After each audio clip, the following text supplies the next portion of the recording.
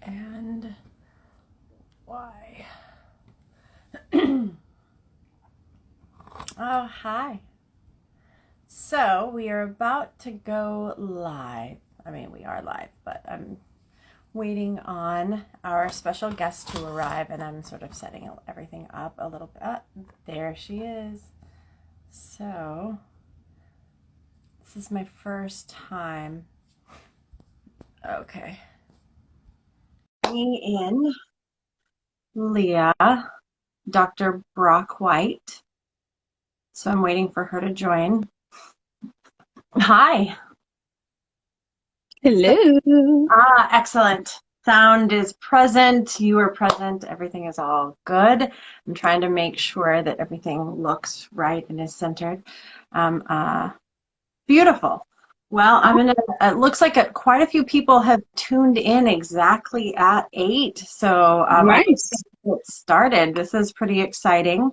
Um, uh, so I'm Cassandra, as you know, if you came to my page directly, and I do a weekly, um, um, I guess, segment where we talk about divination or topics thereof. It's called Tea and Tarot Tuesday because I like alliteration.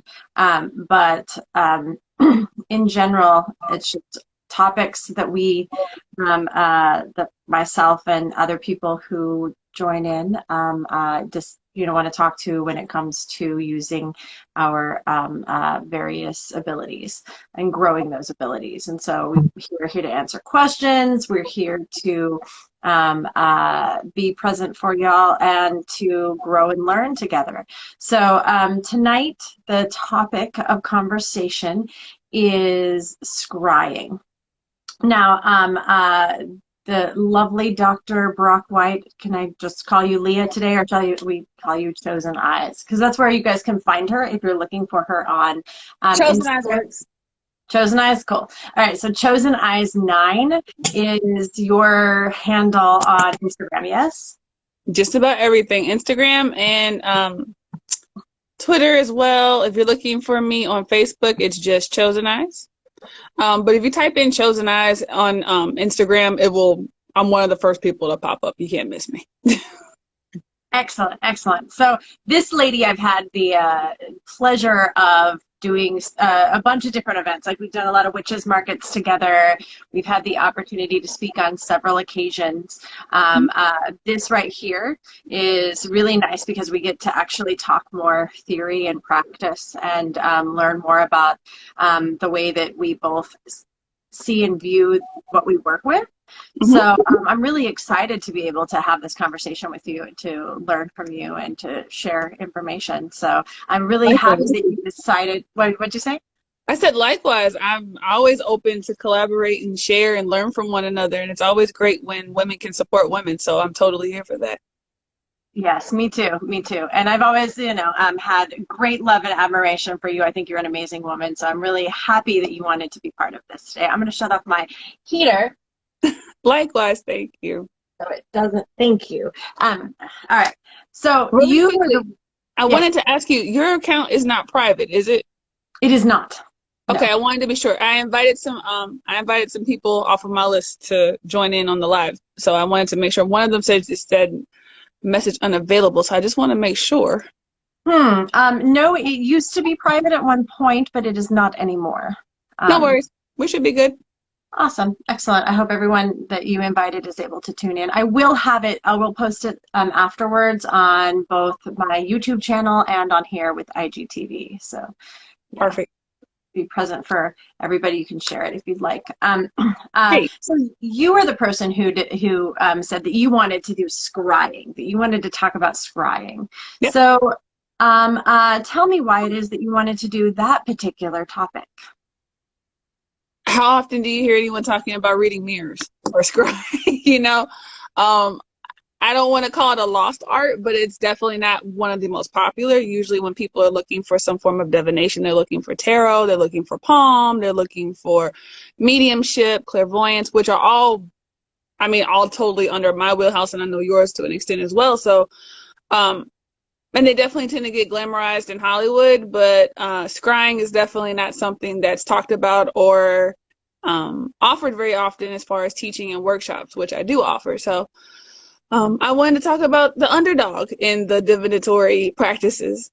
Hmm. So, do you offer scrying when, like some of the festivals that we've done together? Is Mhm. scrying one of the things that you actually offer? I do. And of course, it's something that I have to quite often explain to people that ever, when we're bidding for events in order to be a part of an event, usually they're like, what's this mirror thing? And so I find myself, educating on it quite often. But it's the first form of divination I ever learned. I am self-taught in it. Mhm. And it came to me like breathing. For those people who don't know, scrying is literally reading anything in a divinatory capacity that bends light. So I scry with mirrors. I scry with actually like mirrors that you see your reflection in. Um, Water is something that most people have seen me do in events because it's pretty easy in large crowds.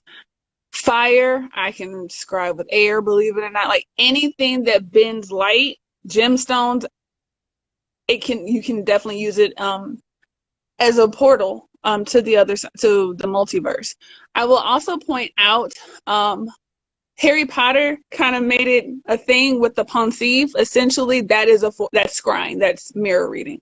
So being able to look through the actual mirror as opposed to staring at it, which is something I find my students have a tendency to do. It kind of, it's a habit you got to break. But I hope that answers your question. I hope that wasn't too tangential. Oh no, actually, I think that's wonderful because you're giving everybody and we never want to assume that people have all of that information. We want to actually. So, thank you for explaining what that was. Uh, Absolutely. Yeah, I know that as far as divination goes, scrying is one of the oldest forms of divination. I know it was used in ancient Egypt Yeah. by the Persians, and they've talked about that. And I usually typically only use it in ritual. I don't use it in Mm-hmm. most spaces, but I think, I mean, the crystal ball is one of our, you know, Yeah. one of the quintessential pictures of somebody doing fortune telling or Yeah. divination overall. So, have you? So you said that you actually teach classes on Mhm. scrying. Yeah, Yep. and I've actually, so through Minx and Muse here in Austin, Texas, check them out if you're in the Austin area, or even if actually we're offering remote classes. So by all means, Minx and Muse. Um, I've taught Intro to Scrying, which it was my first time offering it just before the pandemic. It was a really cool class to develop because I never really thought about like the actual process of scrying, like breaking it down for those who are not familiar with actually doing it. I'm like, oh, what exactly do I do? What is the first step, right? Because it just comes so naturally. But that was really fun, and being able to offer a different perspective on what divination is and understanding what a portal is. I think that is foundationally, and you know me, I'm all about foundation. mhm. Foundationally, that is something we don't think about when it comes to divinatory tools. You are opening a portal. As a medium, I am a walking portal, right? So, as the reader, you are the vessel, so therefore you are the portal as are your tools. So it's important to really ground and understand what that looks like. For those of you who don't know what a portal is, it's essentially a gateway or a doorway that um, opens energy and information between our realm and the spirit realm, or any other dimensions that you may be trying to reach. So to offer perspective and clarity and guidance. So I am always about teaching that foundational knowledge before we delve deeper. But yes, Raisha, there is a scrying class. Yeah, Park your Crimson if you want me to teach it again. and Raisha, thank you so much for putting up the Minx Muses. I Handle. guess, yes, handle. Thank you. Words are sometimes hard for me. So, yeah, thank you for putting that up there. So as you said, you are opening a portal. You are creating a space of connection and being able to speak in other realms or however it is that you view your cosmology. Right. Part of teaching that, do you also how do you teach protection? Because that's a serious issue when we talk about, linking up with different portals. Absolutely. The very first thing that and Rachel can attest to this, she just took my Tarot 2.0 class. So I always, not force, but highly encourage all my students to center themselves in the sense of being honest about where they are in time and space, how they're feeling. Because if you're honest about how you feel, then it's that much easier to understand whether or not you're essentially, well, can I use profanity? Absolutely. Absolutely. It's one of my fucking favorite things. Perfect. It's easier to realize if it's your shit or somebody else's shit. Because if you don't know where your shit is, where your baggage is, and your energy signature, then there's no way for you to understand where someone else's is, right? Or to know whether or not what you're coming up against is your shit, or if there's intersectionality between your shit and the person that you're reading for. So I always start there. I always recommend a great piece of onyx, especially when scrying, onyx as well as black tourmaline. You can go heavier with jet if you want to. I don't recommend, and rainbow obsidian, right? I actually have a scrying mirror that is rainbow obsidian, which is traditionally what is used in scrying. You usually use a rainbow obsidian, which is black and has like a sheen, rainbow sheen. You use it, it's usually like a small chalice that you can do, or a flat surface. Those are my top things to help with grounding. For protection, I recommend always creating a salt barrier around yourself, if that's a circle, or if that's whatever geometry is sacred for you in your practice, creating a salt barrier between you and the spirit world. And that's literally putting salt around your perimeter. Covering your crown, right? Because it's a huge entry portal. I am a huge proponent of Florida water. So some of the work I do is hoodoo based. So Florida water, not on your crown, never put on your crown, but Florida water if you need to get some shit off of you. And I keep it simple. Salt water is amazing. Uh-huh. In a quick pinch, you know what I mean? Like if you're scrying or doing something at an event, you know me, I've always said, like, get salt water real quick. If you're at a restaurant, like we normally do events, that serve food, I always ask them, can I have a glass of water and some salt? And they're like, okay. And I'm like, because you know that you're inevitably going to come across somebody with some shit. And until you can get home and actually do like your spiritual bath or your cleanses and really like ground some shit out, it's a great, quick SOS. I also recommend grounding in earth energy before you scry, only because even though you can scry with any of the 4 elements, or 5 elements technically, right? Mm-hmm. If you can go outside and ground, which I know it's hard to do during COVID, but if you can go outside and ground in the earth element, it has a great way of rooting you, but also closing doors in and of itself. Water is a perfect conduit for opening, right? And earth is great for being able to close and cement. So, I actually ground with water. really? I have no earth in my chart. I'm basically water and fire, a whole bunch of that. But and I don't know if that's what contributes to the my being able to ground. But I found that like standing on earth didn't really work for me. None of that was effective for me. But water, if I put my feet in water or wash my face, that grounds me instantly. So. If that works for you, I'm all for it. I'm going to have to turn my phone, I'm sorry, to the side, only because I do not want to die. I don't want my technology to die on you. Is this okay? If not, yeah, no, that's fine. Absolutely. I'll just hold it. You gotta do. Cool. But yeah, I reckon the only reason why I recommend earth is because, like I said, I've noticed that it tends to be something that not only grounds me out, but like I said, as far as closing the door, closing the portal, think of it as like a mountain or like a huge boulder full of, not boulder, but a large amount of dirt going into a trench. It's like filling a hole in a way. And then to an extent, it also lays things to rest. But if water is something that's able to sever that connection and safely close that for you, Yeah, and I mentioned that because I know several people that I've told.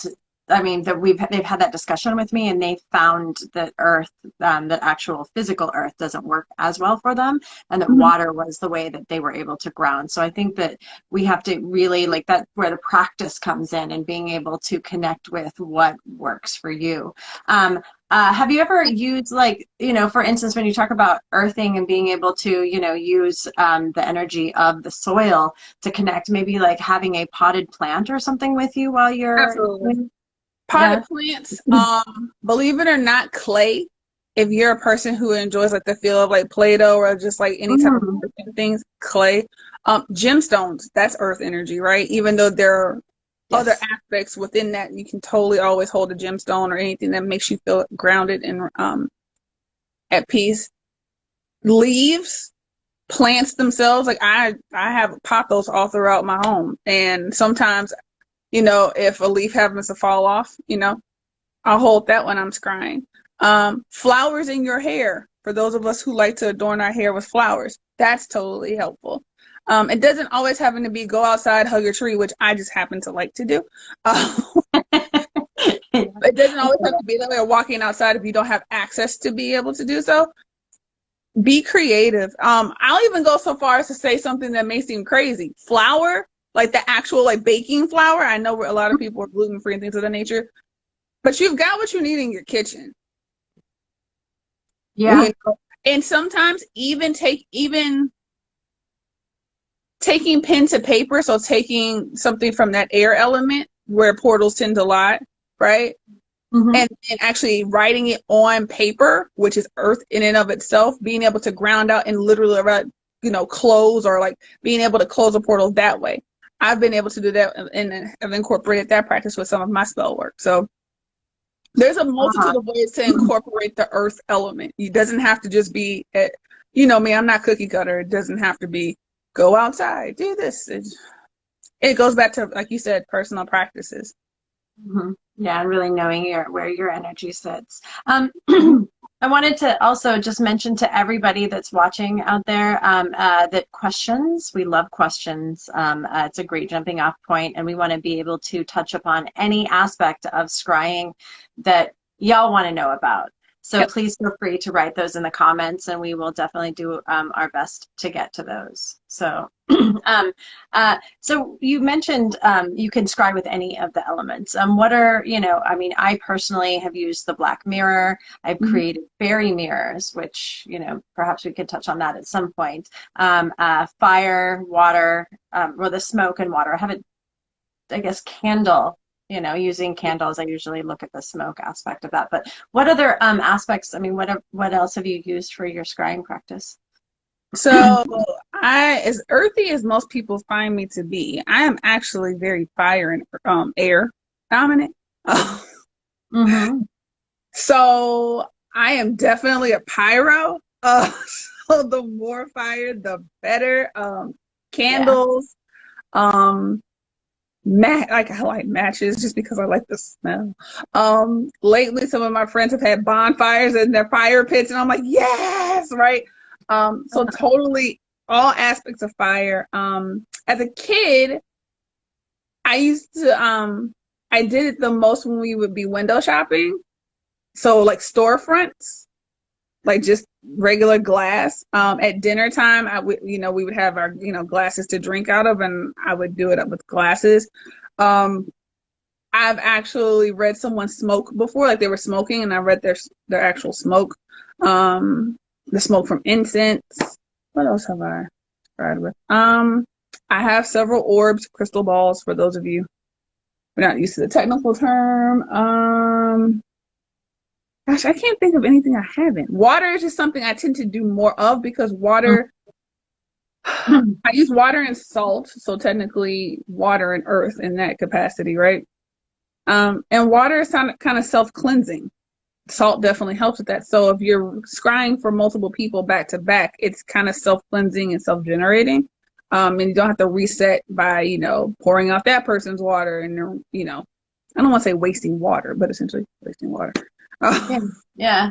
Absolutely. Yeah, one of the spaces that I prefer to do scrying in, or I guess that's part of my practice. I don't know if it's a preference really. I think it just ends up that way. Is, full moon. I typically, and dark moon occasionally as well. I use water and then the reflection of whatever aspects of light are present and the moon on there. And part of the major aspect of scrying is being able to soften your gaze and not look so directly.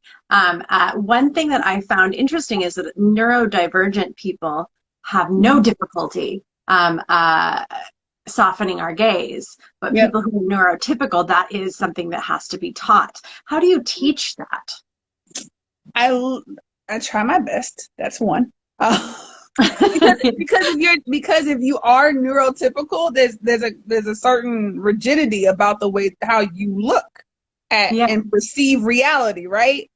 Um, those of us who are not neurotypical for across the spectrum, we we float in a different way with our perception, like how we perceive physical construct, physical, tangible, all of this, right? I typically tell my students to imagine that you are window shopping, right? But when you go and you're window shopping, you're not looking at the glass itself. You're looking through the glass at the actual outfit that you like, or at the actual item that you're wanting to purchase. So it's much Mhm. the same way. You're looking through to the thing that you want to see. You're not looking directly at the barrier between you and said item.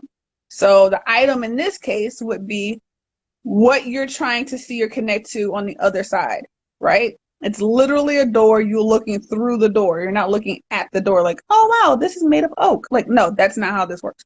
You very much are looking to say, like, okay, I'm looking through here. And then you have to relinquish a certain amount of control to allow what needs to come through while trusting in your ability to repel what does not need to come through. So it's very much a submissive, dominant kind of play that's happening simultaneously between you and spirit. And it takes a while to get used to it, but once you get used to it, it's really quite cool. We did have one incident in class where we were using an antique mirror. And yeah, which FYI, hey Greenwich, antique mirrors hold a lot of energy. A lot of energy. And if you can't trace the ownership back to whatever, you're going to need to do some thorough cleansing. And I'll talk more about how to cleanse your mirrors and how to, make sure that they're warded, and protected. Excuse me. But we had an incident where an entity on the other side was trying to swap places with one of the students, and we were able to quickly rectify that. But that is definitely something, going back to your point about protection, where grounding in your energy, and she was able to know, like, this is not my shit, this is something else over here, and we Yeah. were able to nip it in the bud very quickly. So, when you're teaching the classes and you have everyone sitting down and be, talking about scrying and then just getting in there and actually doing it, have you set up sacred space? Yep. Prior to class, I come in and I consecrate the area. We cleanse the space. We invite ancestors and spirit to come in. I always say you always want to let spirit in to dance with you, and allow for. It's not about proper communication, but the highest good to be done. Right? There's a Mhm. sense of altruism to the work that we do as practitioners, and integrity. And so I always, whatever needs to come through, allow it to be something that comes through, as opposed to trying to come in and pretend that we're Merlin and will something to happen, because, of course, make plans and watch spirit laugh, right? Mhm. So yeah, I always make sure that the space is cleansed, blessed, consecrated, all of those things before we ever touch anything. Yeah, one of the things that I know from my own courses and working with people in that very sensitive spiritual space is that, spirit will show us what we are supposed to see. And sometimes it can be so heavy and really difficult for students to process. How do you help them walk through that? I remind them that spirit is here to show them what they need to know and not what they want to know. That is first and foremost. It is not spirit's job to tell you what you want to hear, more so what you need to hear. That you're a guest in spirit's world, and that no news is really bad news. It's about how you process and allow yourself to be humbled by the lesson that is here, or the opportunity for learning. Right? It's all opportunity for learning. I actually just touched on this in the tarot class too, and Rachel can tell you, like, I want your opinion on this. Especially with tarot, there are cards that each reader associates a very visceral reaction to, right? Like for me, it's the Eight of Cups. I'm like, ugh, I hate that card, right? But it's only because of how it shows up for me, typically, right? But the Eight of Cups is not a bad card. It's a card that actually has a lot to do with perseverance, overcoming. I mean, there are some heavier aspects to it too, but there's also a lot of positive with it. And so when it comes to teaching about how to interpret the lessons, it's like, it's not that you're a fuck up. It's showing you where there's still areas of growth that need to take place. And, maybe you're not realizing that something that you're doing is cyclical and it's to your detriment. So let's figure out how to excise that and then be able to move forward in a healthier capacity. Yes. I Yeah. try to be as proactive as possible. Mm-hmm. Yeah, and being, energy sensitive too, when you're sitting with a bunch of people and teaching, you can sort of feel and know how each person is reacting and how their energy is being affected. Now, given that most of our classes now are virtual, how has that affected your teaching style? So apparently I'm really good at virtual teaching. I think part of it is because as a medium, I'm pretty empathic. And so sometimes, large crowds are like sensory overload, which I feel like you can also attest to at times where you're just like, okay, Yeah. extra ground. But virtually, the computer for me becomes kind of a mirror, right? And so I'm looking at all these faces on Zoom and I'm kind of able to look at all these mini mirrors, right? Mm-hmm. It's been great. I feel like I actually get to connect and to be a bit more hands-on and one-on-one.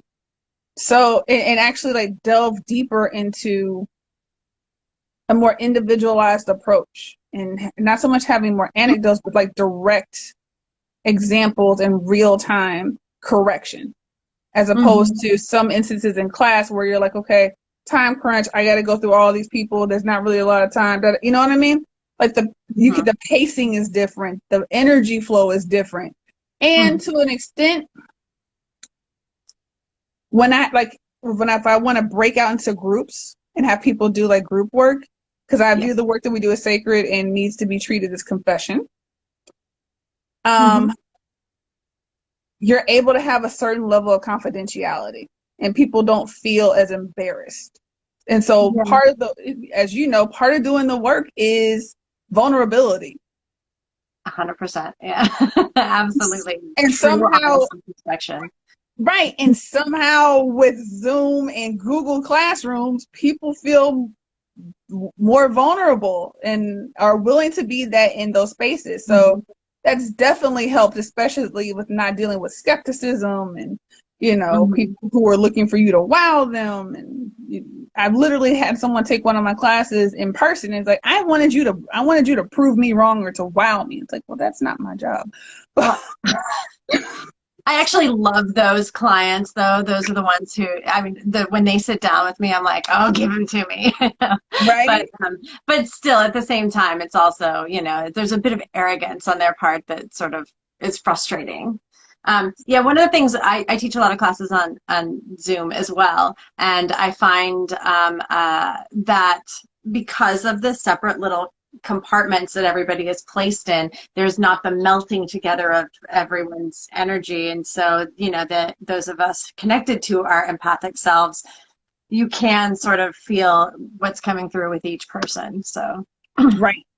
yeah, so that's excellent.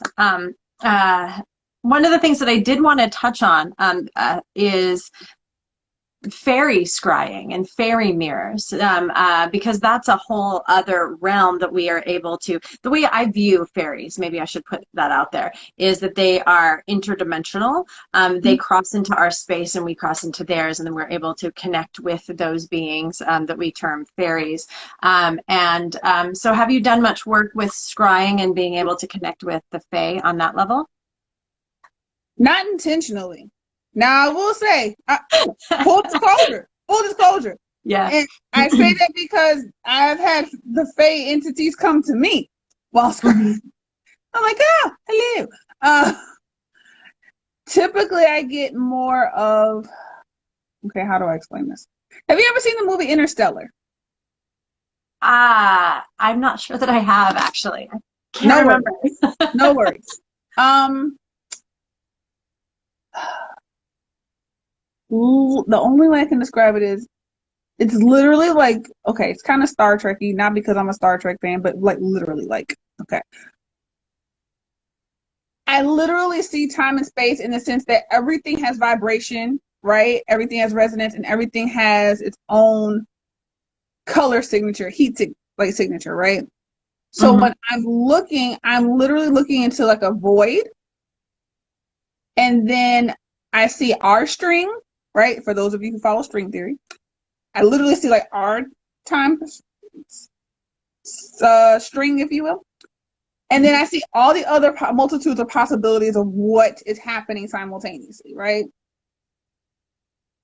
But then I also see the signature for all the other dimensions that are like encapsulating ours.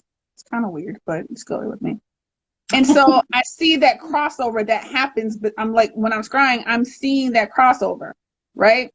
So I see the Fae realm, I see the angelic realm, like, and those beings as they come in. I'm looking at the ancestral realms, right? All those beings come to visit. So when we talk about religion and different pantheons, like, we're all like, they are their own individual beings, but we are all talking about the same individuals to an extent in terms of archetype. Not entirely. I know that there's differences, obviously, but it's my belief that many archetypes cross dimensional barriers.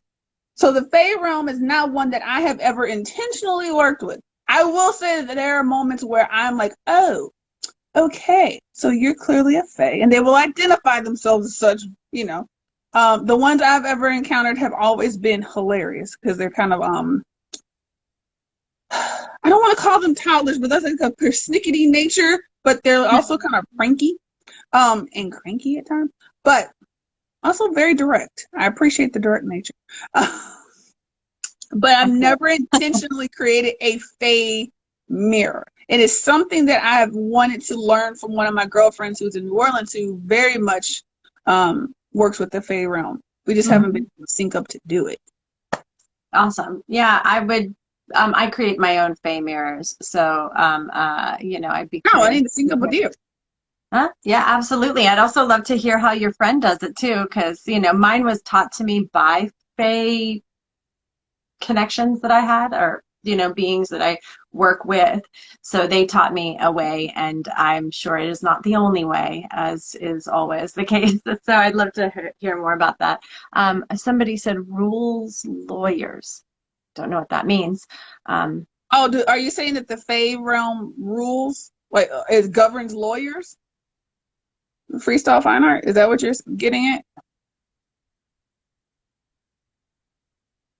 Perhaps we'll see how that comes through. There's always a bit of a lag with the comments. My ADD brain. I had a couple of other things that I wanted to bring up and ask you about, but I can't remember. Yeah, hopefully, hopefully. Nah, they are rules lawyers. Rules lawyers. Oh, they're lawyers of rules, like they govern rules, like what it means.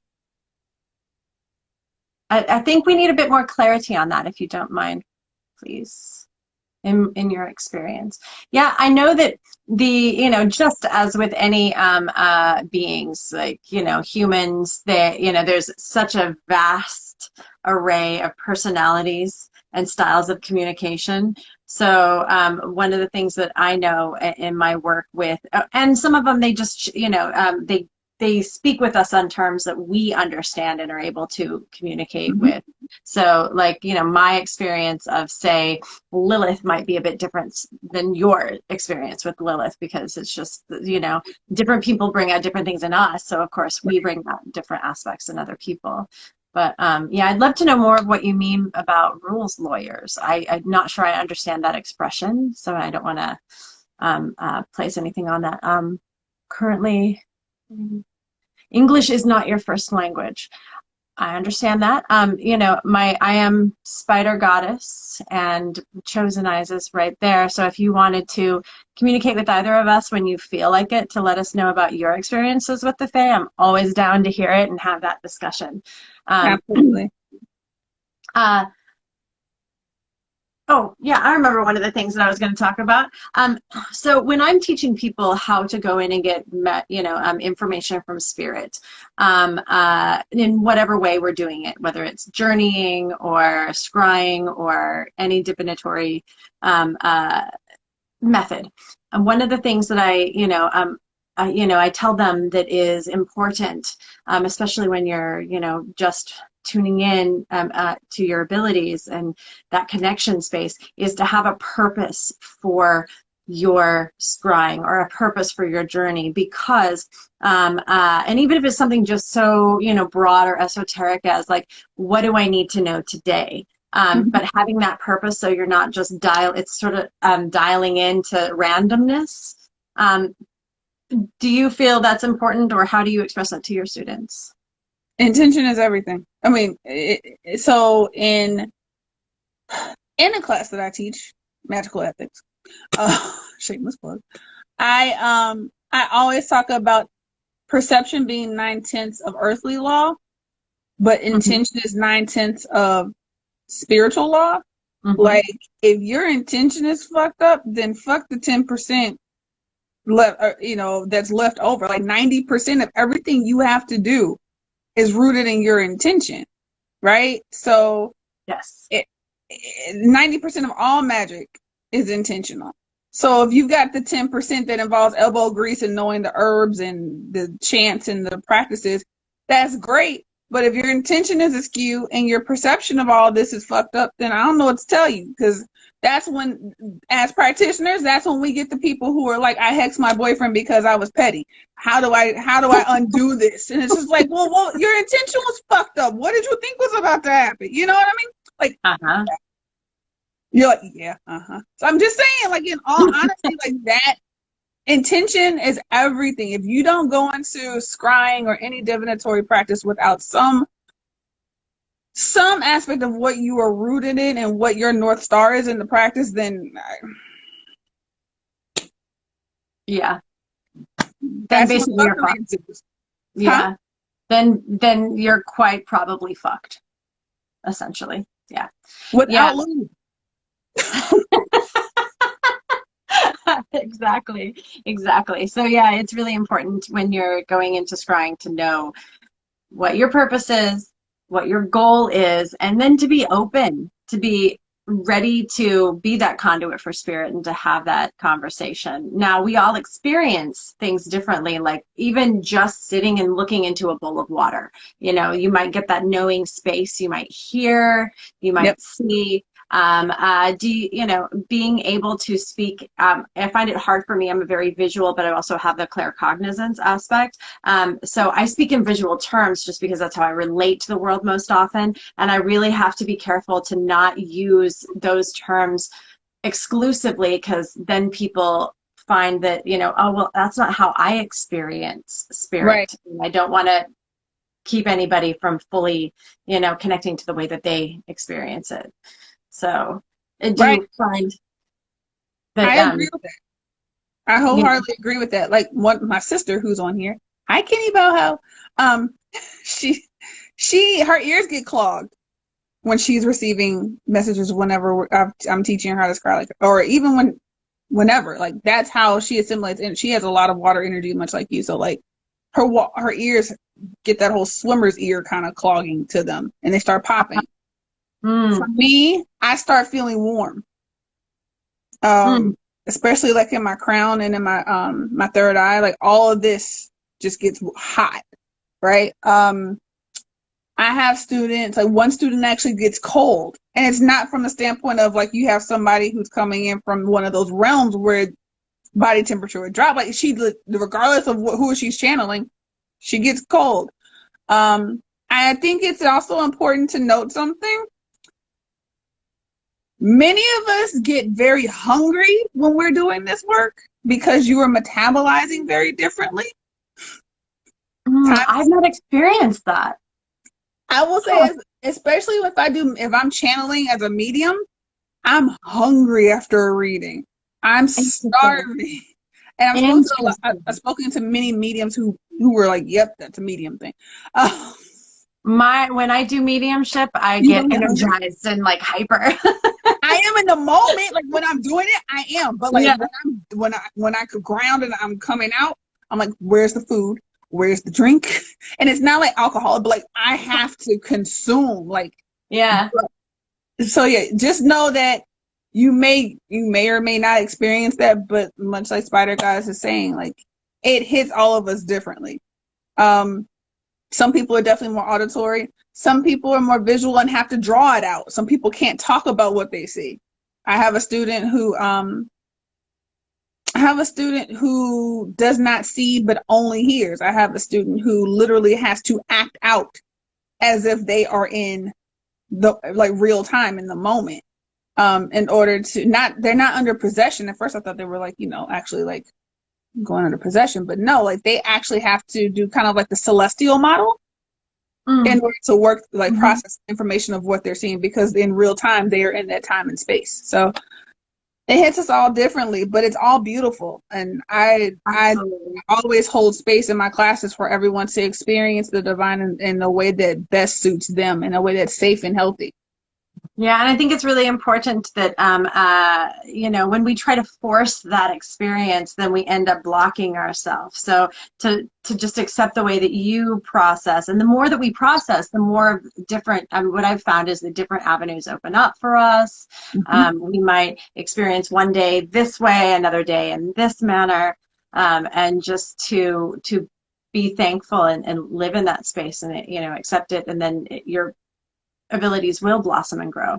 There is a question that I did see, and I wanted to mention it before we forget. Mm-hmm. Someone asked how that we both perceive and feel about Ouija boards. I have a very definite opinion. I would like for you to express yours first, if you'd like to do so.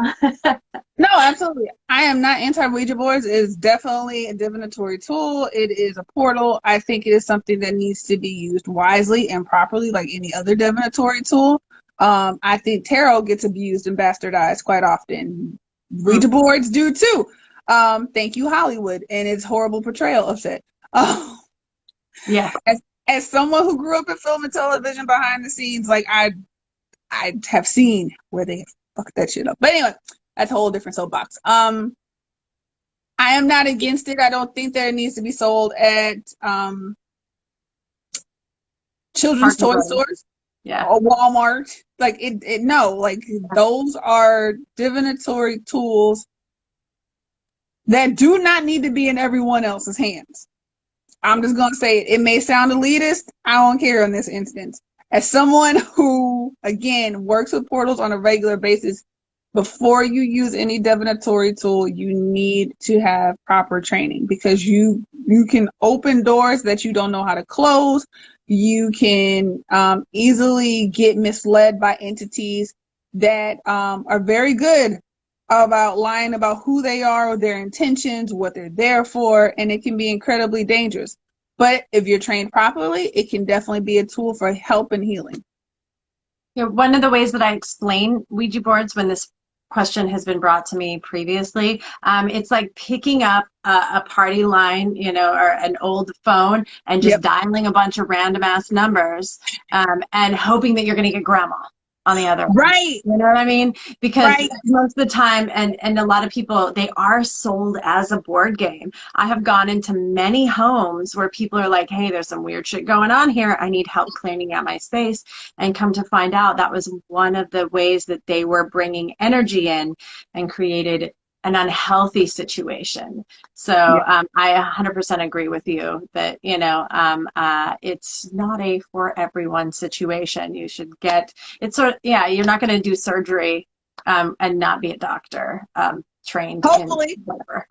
Yeah, that's Hopefully. it. Okay, I I've seen see some stuff you. on YouTube where people have taken out their, excise their own stuff. It's kind of creepy. But yes, it is like giving someone a jackhammer who's never been trained. Absolutely. Yeah, yeah. So don't play with power tools unless you know how to play with power tools. But I wouldn't call necessarily Ouija boards power tools. I think they are a tool that can be improperly used way too easily. I'm going to say it again, like tarot. Yeah, yeah. One of the when I'm teaching tarot,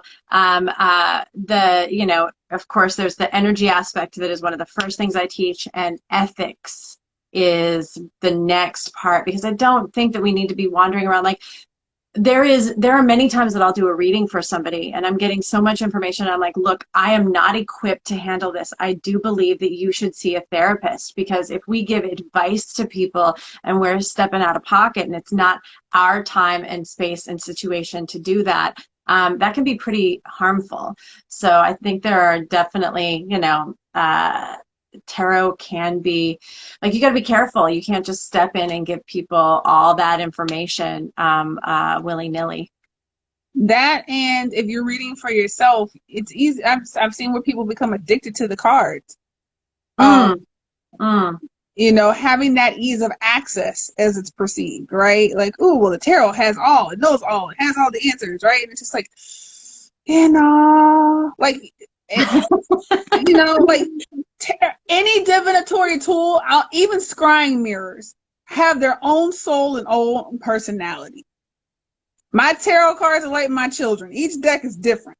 They all have their own voices. They sound different. They feel different energetically when I talk to them. Same thing with my mirrors, right? All of them I have one that's old and ancient and cranky, and it's just like, don't bother me today. And then I have another one that's like, pick me, pick me, pick me, all the time, right?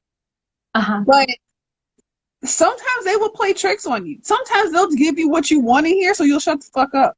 Sometimes, Yeah, it's sort of like, we both are moms. So yeah, sometimes our children are, we'll be like, hey, mommy, and you're sometimes like, just give me some space. Just need some yes, space, then yeah. yes. Yeah, give me a minute. Just wait. Go over there. Yeah, okay, whatever. Sure. Yeah, that's great. Pretty picture. Bye. Yeah, Yeah. exactly. And I think I have seen where readers or even people who have taken an intro to tarot or any form of divinatory class, right, Hmm. get addicted to unintentionally sometimes, to the ease of knowledge and access to be able to navigate their world. And they forget to live their world. Hmm. They forget to live in their lives. And there's supposed to be an air of mystery. You're not supposed to have somebody narrating every 5 seconds. Look to, follow the right white rabbit. It will lead you to $5 million. Like, that ain't how this shit works, y'all. That ain't how this works. Uh-huh. If that were the case, the majority of us that read for you would not be doing some of the things that we do. Just putting that up. Yeah, exactly. What we are like, we have 12 minutes left, so I would encourage people if you've got questions to throw them out there so that we can touch on them. But I wanted to circle back around to something that you said earlier. You mentioned that you wanted to speak a little bit more about preparing your scrying tools when we were talking about an antique mirror. I don't know if you wanted to come back to that. Sure. For those of you who weren't privy to that part of the conversation, sometimes when we're looking at mirrors, especially we're talking about mirrors that are actually like visual mirrors where you're like looking at your person in the mirror, right? To see how great you look that day. If they are antique and have been passed down intergenerationally, or you get it at a thrift store or something like that, they hold energy. Why? Because it is literally a window into someone's soul, right? Someone's eyes, their window to their soul, are gazing into this thing, and then there's an imprint made, right? Energy is neither created nor destroyed. So you get energy trapped in mirrors, hence the reason why Native Americans and many other indigenous cultures did not like having their pictures taken, because it took a mirror to create their image to come over to another side, right? So it's a portal. That being said, it is important to know, if you can, like if you didn't purchase the mirror firsthand, to understand the history behind an antique mirror, because you don't know what energy signatures are there. If you are sensitive to energies, try to trust what you feel empathically and energetically from that mirror. If it feels heavy and dank and dark, salt water is my bestie. Okay, I'm always about clearing some shit out in some salt water. I also like using sunlight. I know some people say that's dangerous, it creates a laser. Guess what else it does? It cleanses the fuck out of a mirror. Okay. Angle it properly. Don't angle it directly at the sun. You don't want to start, slicing people's houses in half and shit, starting forest fires. But allow that energy to happen. If you're able to, also, don't look into the mirror. Like this, I know it's hard for some people to do, but whenever I get a new mirror, I make it a point to angle it away from my person, so that way I'm not looking directly into the mirror for the first couple of days that I own it. I cleanse it, have it face down, right? The reflective surface. I have it face down, cleanse it to where the reflective surface is on the bottom, right? Salt water. I like to use oregano oil. I like to use Florida water, oregano oil, and Palo Santo, but also cedar. Scrub the hell out of it, dry, wipe it down to where it's dried off. And even it works well, even if it has like a wooden backing. You can also put it in moonlight. Why? Because mirrors have a reflective surface. The moon in and of itself is a reflective mirror, right? So like attracts like is also able to cleanse like and purify. So you have sun and moon energy that can clear and evaporate it. I recommend clearing it and allowing it to sit 3-day cycle, so 3 moon days, so 3 nights in moonlight, 3 days in sunlight.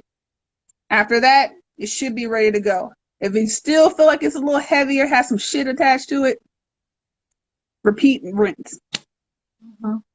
Yeah, I think I love the intermediaries, like our spirit guides, our ancestors and such, being able to talk to them and have them also look over the space, because, whatever is attached to the mirror, like you said, there, other, portals that can be present, or different things attached, energies attached to that can try to deceive us. I mean, we know within ourselves, once we cultivate that space, we can understand what energy is present. But a lot of times, they do try to deceive us because they don't want to go anywhere. They may try to come across as a helpful spirit, but having those intermediaries that will, can speak on our behalfs, or, give us information. I think it's also, a great place to go to, like, ask our guides and our ancestors, like, hey, what's up with this? Is this legit? Am I cool here? Like, having that conversation, I feel, is also pretty helpful. Do you work with your ancestors a lot? Absolutely. And your guides? Yeah, absolutely. In fact, yeah. today and tonight are the candle mass for Oya. So if you are a devotee or someone who follows Ifa or Santeria or Lukumi traditions, today is the feast day for Oya. So I will be, after I get off with you all, partying it up with some dark chocolate, some popcorn, and some red wine. Excellent. So yeah, I do. Ancestral practices are definitely something that are integral part of my work. I am not initiated into any one form of divination or spiritual tract, but ancestral practices are definitely what I'm rooted in. And as far as family history is concerned, My maternal family is from the Mississippi Delta, so there's a lot of hoodoo in the bloodline. And then my paternal side is from Missouri, so similar fashion. Hmm.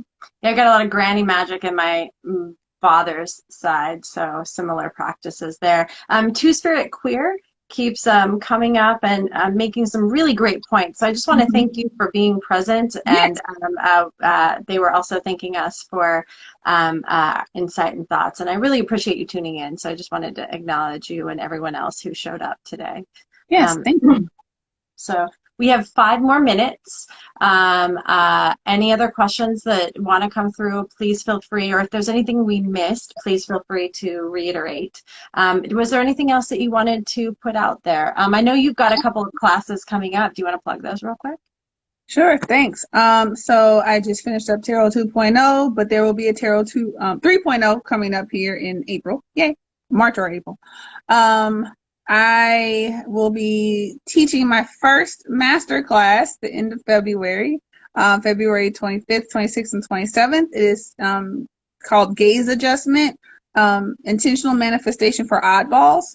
So I am personally have always been an oddball and or misfit my entire life, and so I've noticed in teaching, people have asked me, hey, what does it really mean to like intentionally ground and manifest? And, you know, all those other traditional ways of doing it, like visualization boards and all these other things don't work for me. I'm like, it's because you're not cookie cutter. So let's work with all of us non-cookie cutter people and get into what it really means to manifest intentionally, going back to what we talked about, and how to own the fact that your superpower is that you don't fit in.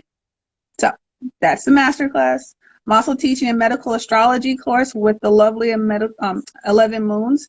I will be focusing on traditional Chinese medicine as the backdrop for the medical perspective of that. So we will touch briefly on the Chinese clock, but not entirely. But we will be focusing on certain organ systems, especially as it pertains to COVID and how to navigate all the transits happening right now. Mhm. And 11 Moons will be giving a perspective on astrology and how to interpret those energies in alignment with TCM. It is a 2-day course, 2-day workshop. So February the 11th is the first day and February 18th. And if you can't come in person, you can totally still pay for the class and get all the digital downloads, including the access to the actual video itself, as well as the workbook that comes with it. And then So there's a bunch of other stuff. So if you ever want to know where the hell I am, just go to ChosenEyes 9 on Instagram or my website, ChosenEyes.com. now, I did refer to you as doctor, but I don't know if everyone who tuned in knows about your background. Do you want, if you feel like sharing, Yeah.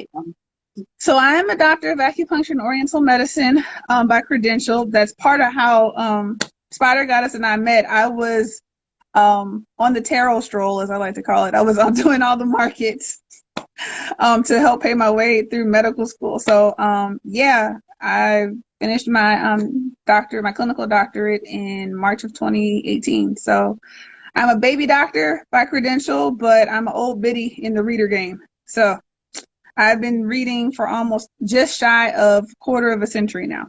I started early. Yeah, me too. You Yeah, know? I mean, but we both have the similar background of being, mediums and we're being aware of those abilities from really Really? young. Yeah. So I think that's just one of those faces that just called to us really early on. So Well, I don't think we can run away from it. Like Arjun, you know what I mean? Like there's certain things that are just like, yeah, no, either make friends with me or get over it, you know? So Mhm. Yeah, I know some people who were aware young and were like actually shut off a lot of their abilities or found a way to block that. I never did. Never did. no. The I'm more I thankful. tried, the more it went.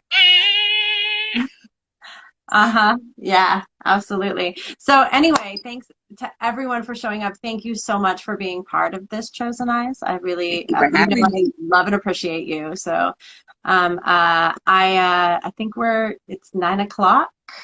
Cool. So Thank you so much. I'm going to upload this on here as well as on my YouTube channel, which is Spider Goddess. So Thank everyone have you. a beautiful night. And if anyone would like to be part of a future episode and you have a topic in mind, please send me a message and let's do it. All right. Thank you for having me. So beautiful to be a part of it. Thank you. Yes, thank you. Bye, everyone.